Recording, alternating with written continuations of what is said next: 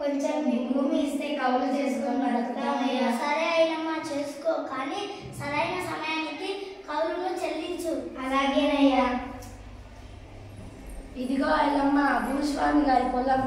అలాగేనయ్యా. అక్కడి నుంచి మొదలు పెడదాం రండి అయ్యా.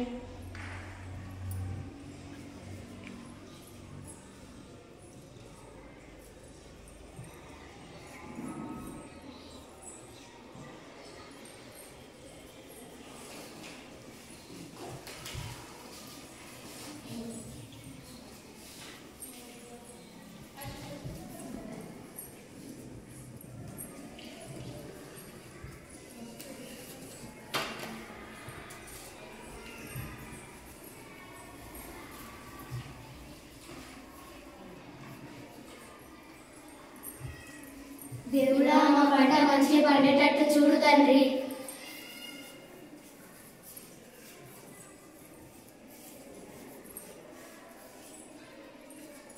అప్పుడు ఏ కోతకు వచ్చేసింది.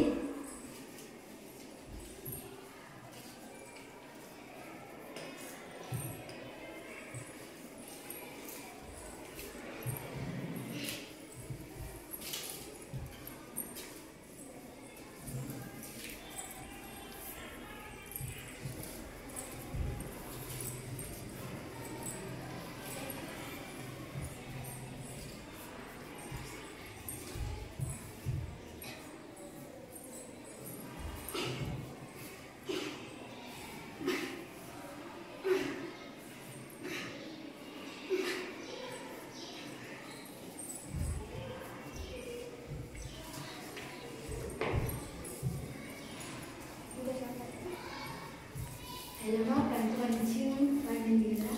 అవునయ్యా.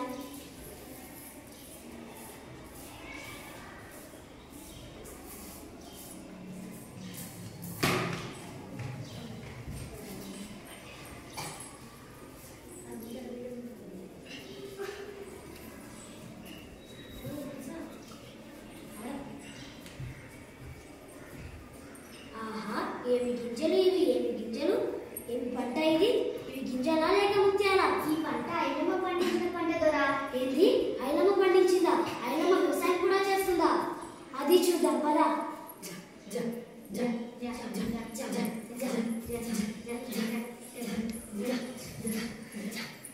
ఏ నరసింహులు పంట పరా?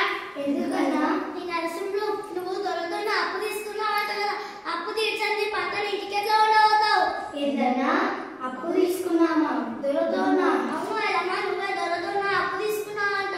నేను తీసుకోలేదన్నా. దొర ఇంటికంటే తెలిసేద్దాం. దొర ఇంటికి పదండి. తిప్పాలి వాళ్ళు తిప్పాలి.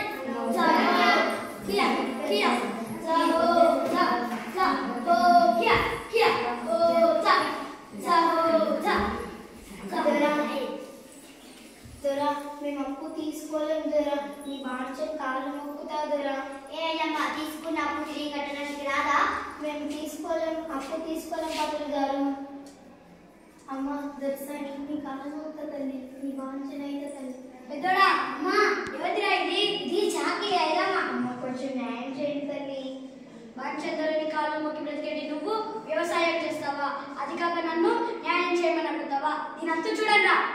ఐలమ్మకు చెప్పుపడే. మీరు తీసుకున్న అప్పు కాయలు పట్వారి రాసింది, అందులో మీది భర్తది వేలుముద్రలు చెప్పు పట్వారి. ఇదిగో ఐలమ్మ, మీ లెక్క ఒక సంచి కందులు, ఒక సంచి వడ్లు, 500 రూపాయల రొక్కం ఇందులో రాయబడి ఉంది. నీది నీ భర్తది వేలుముద్రలు కూడా వేసి ఉన్నాయి.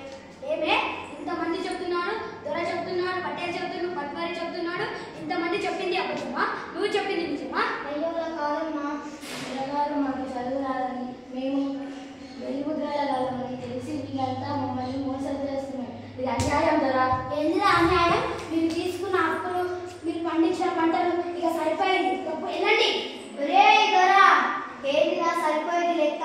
ఈ పంట పండించింది నేను, ఈ పంట నాది, ఈ పంట పండించింది నేను, ఈ పంట మీద హక్కు నాకుంది.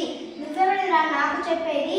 ఈ పంటకేమో నువ్వు నీరు పోసావా, నారేసావా, లేక కోత వచ్చావా, ఏం చేసావని పంట నీది అంటున్నావు? ఇంకొకసారి నా జోలికి లేదన్నా పంట జోలికి వచ్చావనుకో నీ అంతు చూస్తాను. నా కొడుకు కబడ్డర్. దున్నేవాడిదే భూమి, పండించేవాడిదే పంట. పండించే